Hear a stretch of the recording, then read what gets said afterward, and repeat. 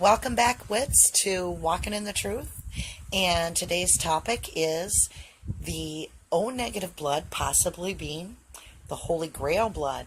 So let's see what the research and evidence and arcane knowledge leads us to today. So the theory that we're discussing today is that the O negative blood is possibly the Holy Grail blood. This would mean that Jesus would have married Mary Magdalene, and the Holy Grail was the vessel of Mary Magdalene, and that she and Jesus would produce the pure bloodline. And so that's the theory and how it's connected. Now we need to go to modern day, and we need to look at the Rh negative bloodline and determine if there's a connection all the way back to Jesus's day. And what I'm finding out in this is, first of all, we need to understand modern day. Where's the concentration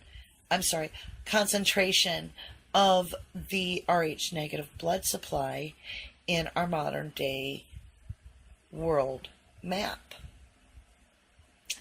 It is south of France and north of Spain, where the two territories connect, and it's called Basque Country. Now, that tells us that that region, that area, most likely is where Rh negative blood originated from. There's also a theory that O negative is, for lack of better words, it is no blood, meaning that it lacks any antibodies whatsoever. And so they do consider that to be a pure blood form. And it is given to preemie babies to boost their immune systems because it's a healthy blood. It's a healing blood. It's a universal donor and can be given to anybody on the planet and heal them.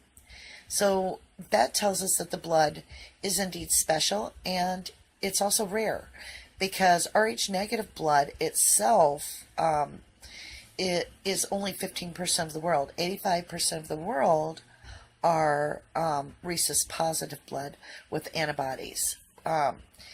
So that kind of gives you a background on the blood and how special it can be.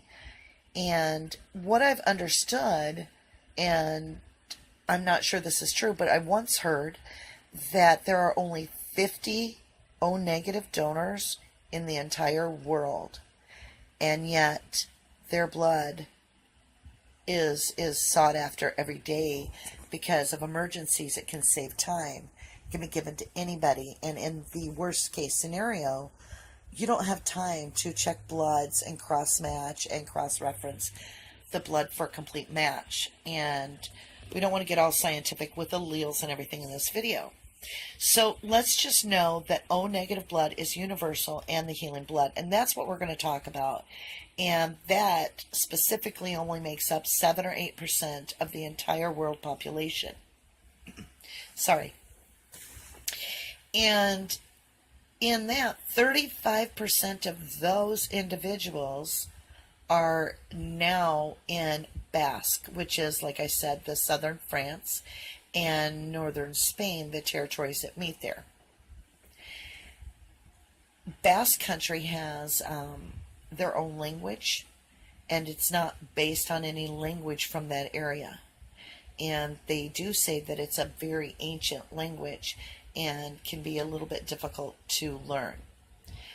They live by the Mediterranean Sea, and you've heard of the Mediterranean diet, fish, and very, very healthy living on basically the land itself and the fruits of the land and such.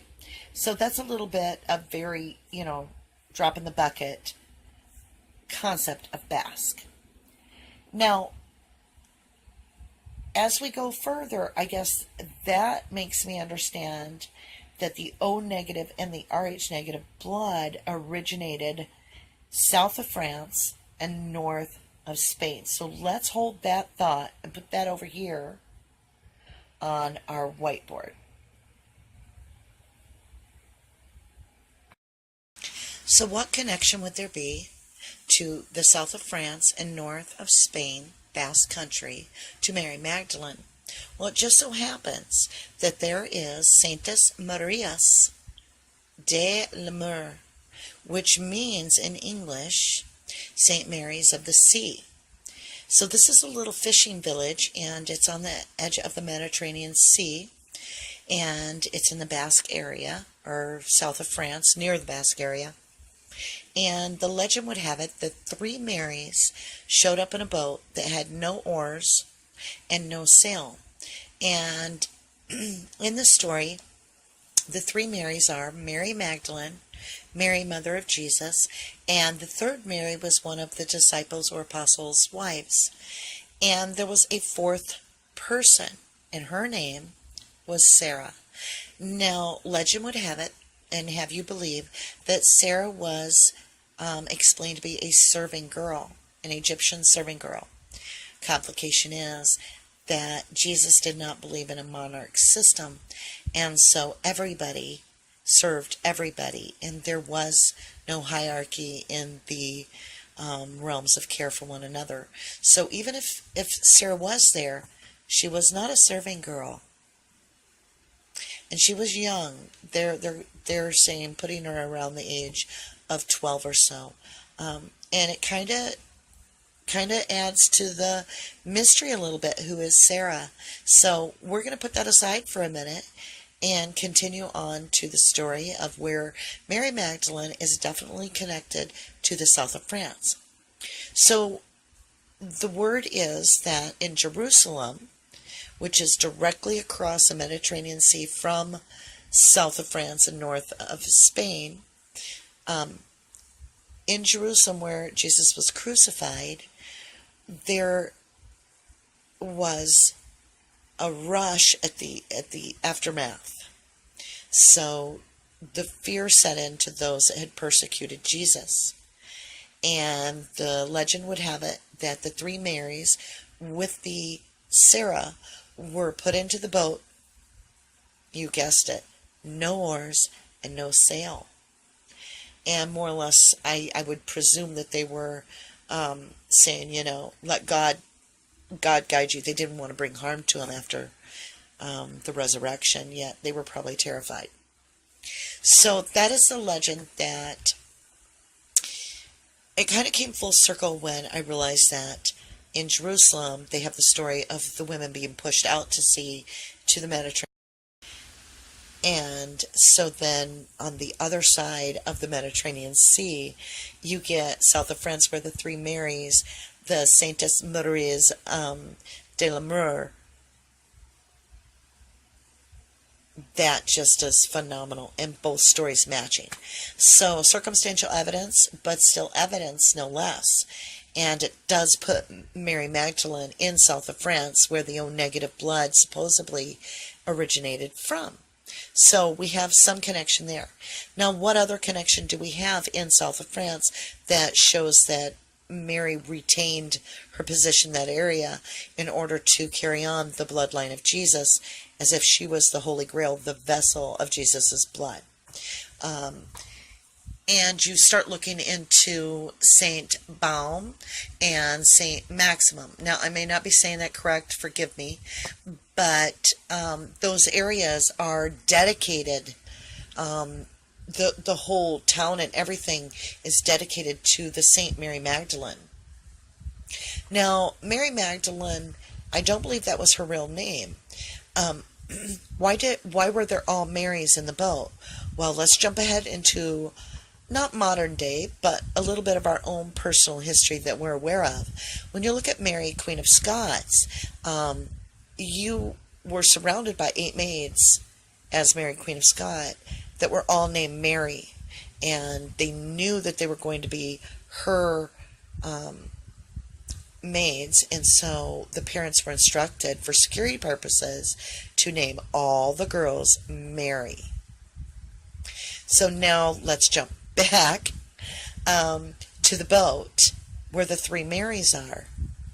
Security purposes. You don't know which Mary is carrying the bloodline. And so there's also the huge cave and that is in south of France that has a shrine to Mary Magdalene there, where supposedly she lived 30 years. So she went somewhere. She did exist, and she is named in the gospel 12 times. She was there for his teaching. She was there for his miracles. She was there for his healings. She witnessed all of those.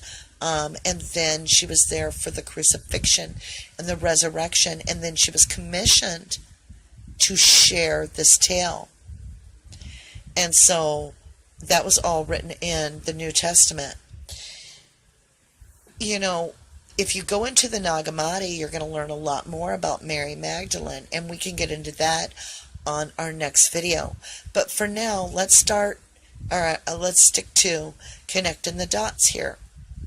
So Mary Magdalene was one of the most, well, the French call her the apostles to apostles, because she was present for everything. And in the Nag Hammadi, it even leads you to believe that Jesus often kissed her on the mouth, and that the other disciples, one didn't feel as they were as favored as she was. Her name is always mentioned first when the other Marys are spoken of, and so she plays a huge historical part. And in that, the most retained sacred artifacts and structures are all centered where the O negative blood and RH negative blood demographically lays in that same spot in modern day. So we're getting somewhere. Stay with me here. We're going to continue. There are other evidence that this trip was made from Jerusalem in this boat that would have went to south of France. And there's other things to talk about in south of France that will bring this into a mind-blowing perspective as to where the Holy Grail ties in with our modern day O negative blood.